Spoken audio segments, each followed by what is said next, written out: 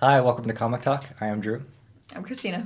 and this is our pull list review for the week of March 16th. So we got 4 this week. There's some new additions to the poll. We have Astonishing Ant-Man number 6, Power Man and Iron Fist number 2, Poison Ivy number 3. This is one of the new ones, and The Adventures of Archer and Armstrong number 1. This one's new as well. Let's start off by talking about Archer and Armstrong, I guess, because it's a number 1. Okay, yeah, good. So it's by these people. This is another Valiant title. I think we only have one other Valiant title on our poll, so it's cool to get another one and kind of see what that publisher is about a little bit more. So for the summary for this, I couldn't remember which one was which, so I said A goes into A's magic satchel looking for A. Archer is the magic satchel Owner? owner, Okay. and Armstrong Armstrong. is the one that goes in looking for him. He's the teen karate guy, right? Yeah, now I don't know if I got that right. Well, regardless, that's what's going on. Yeah. So again, there was another Archer and Armstrong series that I think is maybe even still going on, but this is new to me. So from what I understand, the little blonde one is a teenage karate man who's been training to kill The devil death. incarnate. The devil incarnate. Yes. But then he meets him and he decides he's not really that bad of a guy. Yeah. And so supposedly this guy with the satchel is the devil incarnate. So what did you think? I think it's fun. Mm-hmm. I like the appearance of Bacchus. And what was it?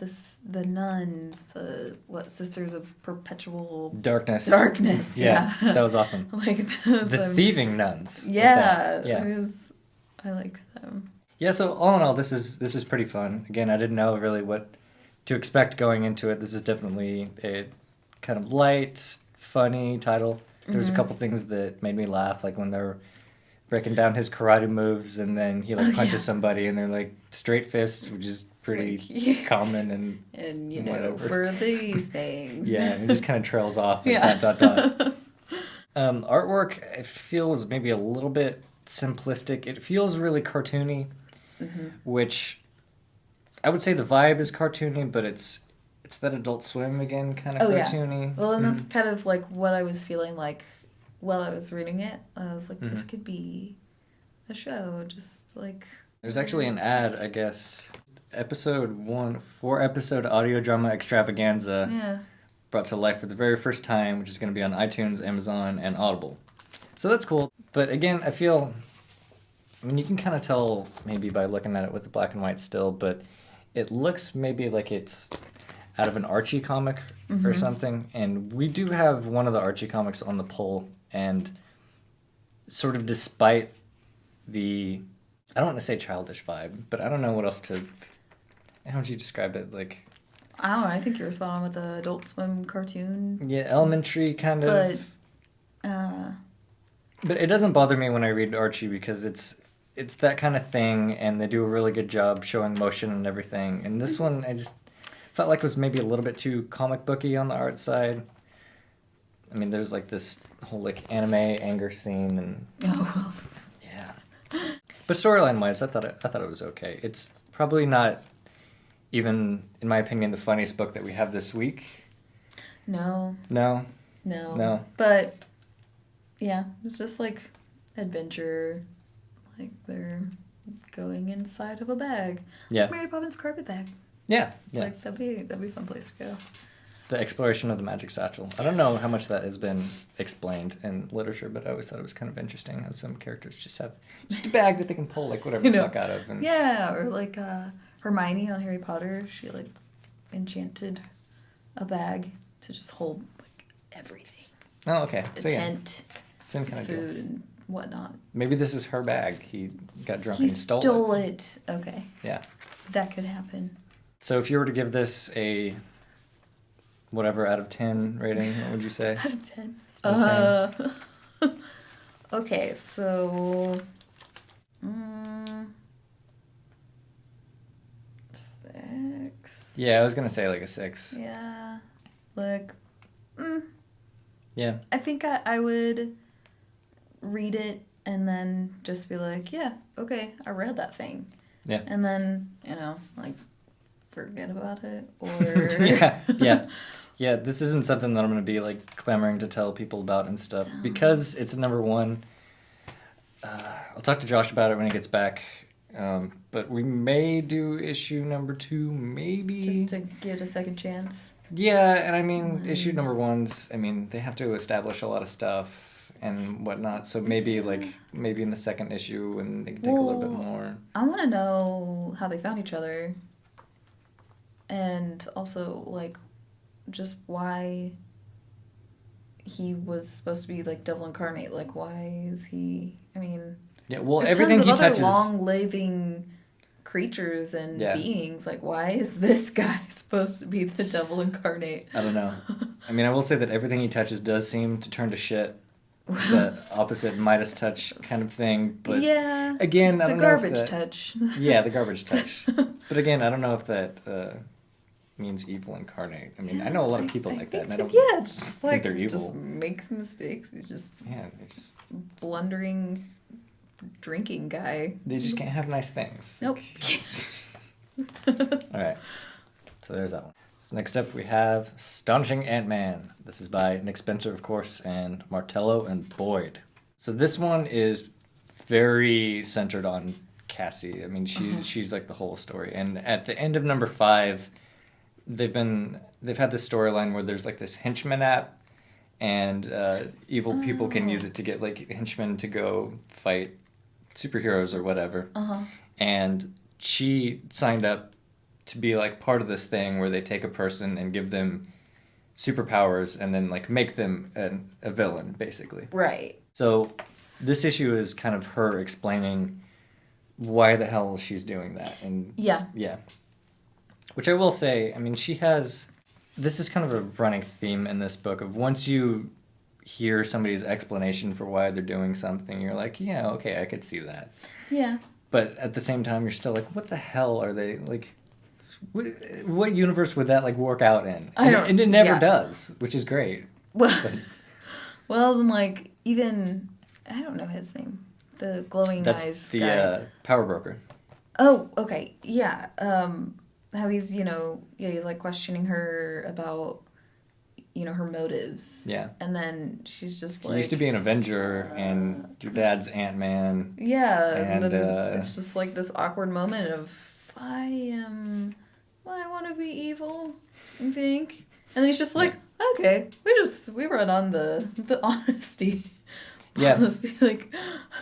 Well, it turns out at the end he needs her to do something for him that's separate from what they were going to do. But she ends up...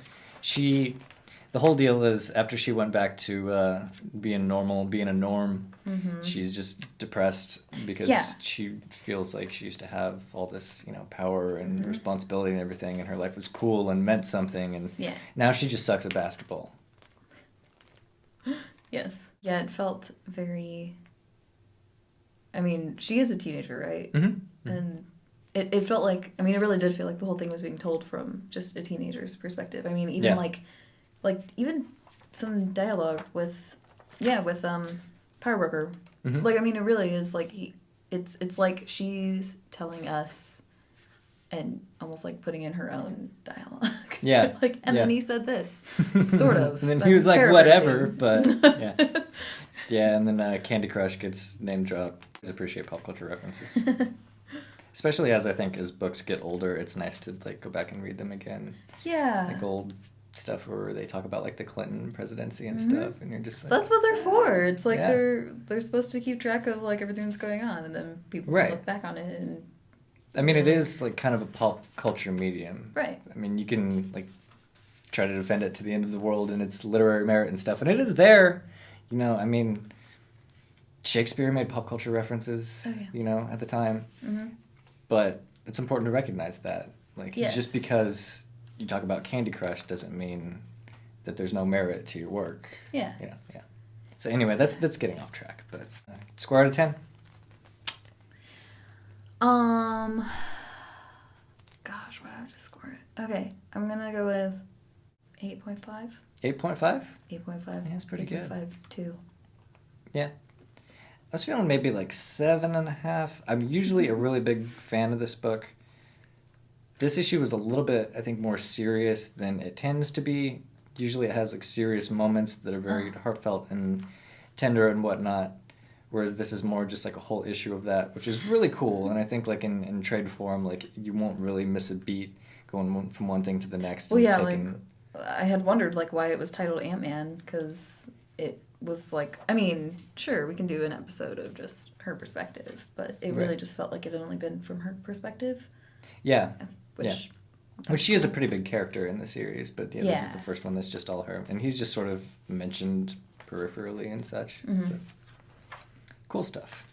Next up, we got Poison Ivy's Cycle of Life and Death, number 3. This is by Chu, S-Man, C-Man, Glapion, and Areola. These are some great names there. Yeah, and the title too. Yeah, it's perfect. You just got big old tits on the cover next to Seaman and Areola. That's fantastic. Yes, cleave for days. There's some plant babies. Yep. There's a stolen research that she's been doing. She got a job at a lab, apparently somewhere. There's always a lab to work at. Yeah, some people die. Yes, mysterious deaths. And some not so mysterious. She straight out kills a guy. Well, yes. Yeah. But the mysterious ones she's not involved with. Right. But there are people close to her. So she's like in the investigation. So to speak. And she has no problem just killing off jerks that can't take no for an answer. Yeah. She's like, yeah. That's fine. So that's one of the things actually that I wanted to touch on is when we were talking about this book last week, and we were theorizing, like, well, I assume she's like a tweener in this book. We really don't know yet. I mean, we don't know the nature of the research that she's doing. We don't know if these babies are going to grow up and just, like, destroy fucking everything. Mm-hmm. She did kill somebody just because she didn't want to fucking deal with him. Yeah. Yeah. Like it's just some dude that kept coming on to her when she wasn't having it, so she kissed him and killed him, and that was it. She almost killed some other people, too. Yeah. She had to hold back on that one. Yeah, she did. So yeah, I'm not really sure where this is like coming from or going so much, but I did enjoy it quite a bit. Yeah? Yeah, I'm intrigued as to just like what are the plant babies for? Right. It's mostly I want to know like why. Why? Yeah. Some of the layout I think was pretty cool too. Like you have pages like this, which is sort of overlapping panels and different styles of artwork juxtaposed on each other. And the art in general, I liked quite a bit. It's not quite house style. It's a little bit more sketchy and crosshatchy, I guess, like sort of the modern maybe image style of, here's like your standard. Now we're just going to go back over it like once more and just make it like count a little bit more. Yeah. We do get a guest appearance by Catwoman. Yes. It's a little bit cliche. I mean, she's making cat puns and stuff. Cat got your tongue. It's like... It's like the second thing out of her mouth. Oh, yes. God damn it. It's just like vomit. Yeah. I have to say this. All in all, though, I would say this is probably one of the better, like, recent DC things that I've read.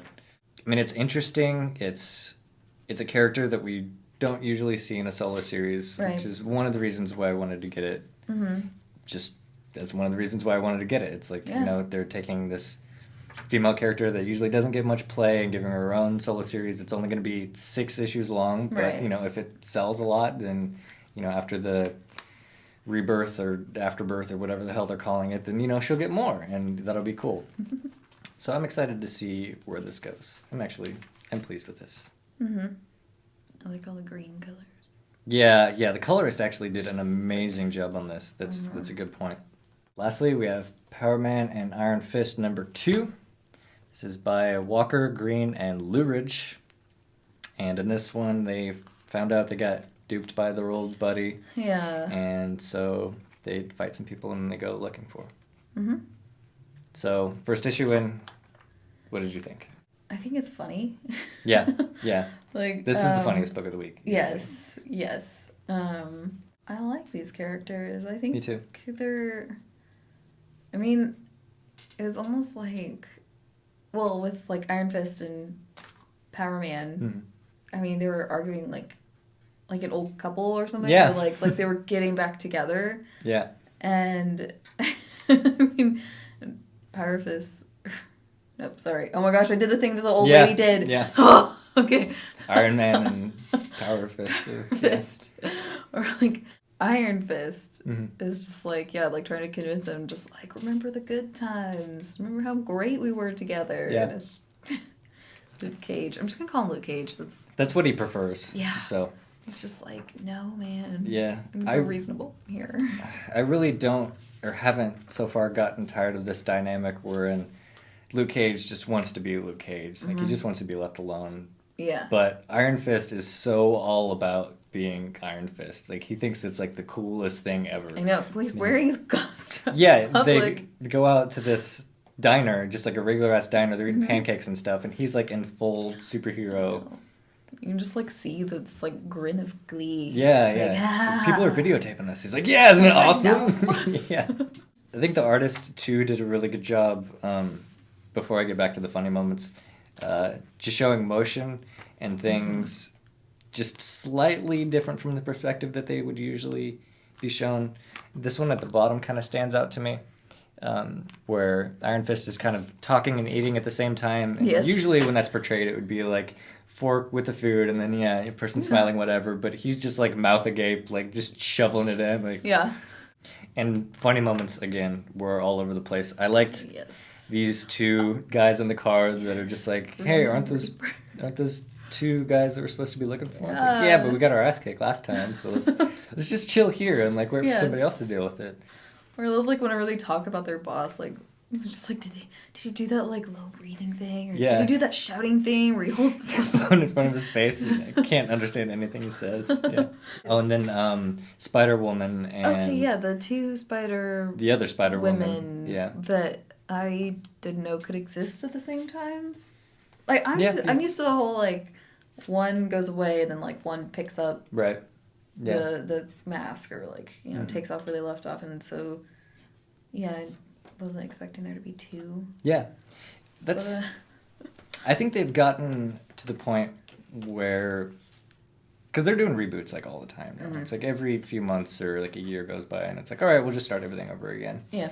So, I think it's kind of cool that they can do things like this, where they're just like, I know there's like 700 books out that say this isn't possible, but we did a reboot, so here they fucking are, and just deal with it. Yeah. No, I like it. I mean, let's see, what was I? Oh yeah, the Hawkeye. Mm-hmm. Well, the girl, which I always forget her name. Kate Hawkeye. That's it. Yeah. But like, I mean, she's kind of Hawkeye, and then there's still like the actual Clint Hawkeye. Barton, so. Yeah, that's something I think that Jeff Johns would definitely not allow to happen at DC. So I think it's kind of interesting that the Marvel editors seem a little bit less heavy-handed with this sort of thing, where they're like, okay, well, you want to just for this sequence where they're perving out over Luke Cage, like this whole thing is just like completely casual. Yeah, like, I mean they make it's almost like this bad guy boss for Grim and Reaper. I mean they almost like diminish his evilness or like his scariness, which it's working for this kind of thing. I mean, it's just like these kind of. I mean, they can kick ass, but it's not like a serious like I'm going to kill you. Right. It's just like, yeah, sure, I'm gonna do what I do, and then I like just the casual watching like. Yeah, they're only gonna get intervened. I'll step in if all of the shirt comes off. Yeah, then they'll step in. Yeah, I think that's kind of the old school method of. Your heroes is only as good as your villain, so you have to make your villain like as hateable as possible. Yeah. And like as scary as possible, so you will want to see like Superman rise above and whatnot, and like even though he's a shallow ass character, that you otherwise wouldn't care about, like suddenly he has this huge problem, so it's like, okay, I can sympathize with him. Such is not really the case here. It's everybody's so human. Like they just constantly humanize everybody. Right. yeah, it's just people. Yeah.